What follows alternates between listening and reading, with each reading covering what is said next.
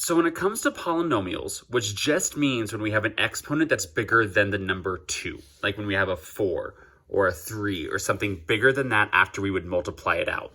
Because even though down here we only see x squared and squared. Oh, hey, Bobby. If you distributed that 2x squared inside here and then expanded that and multiplied this whole polynomial out, you're going to end up having 1, 2, 3, 4, 5, because that's inside. And so that's going to be a much bigger equation than the quadratics we're used to. So when we talk about the degree of a polynomial, it's what's the highest exponent. Here it's a 4. So this first one would be a degree 4 polynomial, and the leading coefficient is whatever number is with that biggest variable exponent. So since 3 is with that x to the 4th power, this is a degree 4 function with a leading coefficient of 3. Down here, I'm going to look for the highest exponent, boom, x to the 3rd power. This is a degree 3 function or a cubic function. We have a special name for the degree 3 as cubic, but once we get to 4 and above, we just start calling it whatever number it is, like degree 4, 5, 6. But this would be cubic because the highest number is 3 or degree 3 function. And the number with our highest exponent variable is negative 4.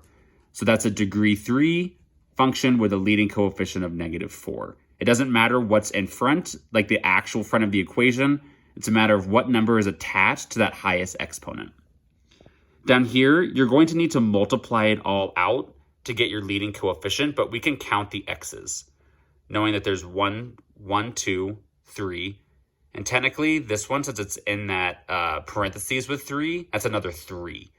So that's 1, 2, 3, 4, 5, 6. So this is going to be a degree 6. You'll need to multiply it for the leading coefficient. This one, there's 1, 2, 3, 4, 5, because since that parentheses is square, there's 2 in there. So there's a degree 5 function here.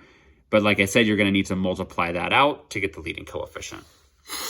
Now, what's nice about this is if the degree is an odd number. So if the highest exponent you see is 3, 5, 7, 9, etc. If it's an odd number, it's always going to look like an S, where it's sort of like a, well, I guess no, an S is a terrible description. It's always going to look like option A or option C, where it's going to start down, it'll dip, it's going to start going up, it'll dip a little, and then it'll end up, or it's going to go down, dip a little, and then go back down. If the leading coefficient is positive, like number 4, the correct answer will always be C, where it's going to start low, have a dip, and then go high. If that was a negative 4, the correct answer would be A, where we see it go down, have a little up dip, and then go back down. B and D would be the possible correct answers if this was an even function. So if that highest exponent was 4, 6, 8, etc.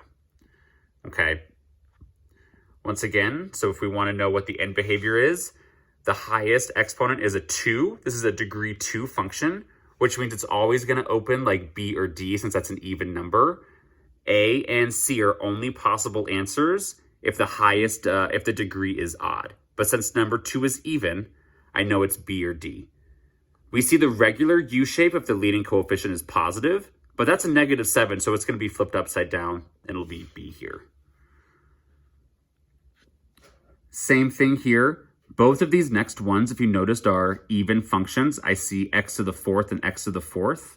So I know both of these are going to end up being either a regular U or an upside down U.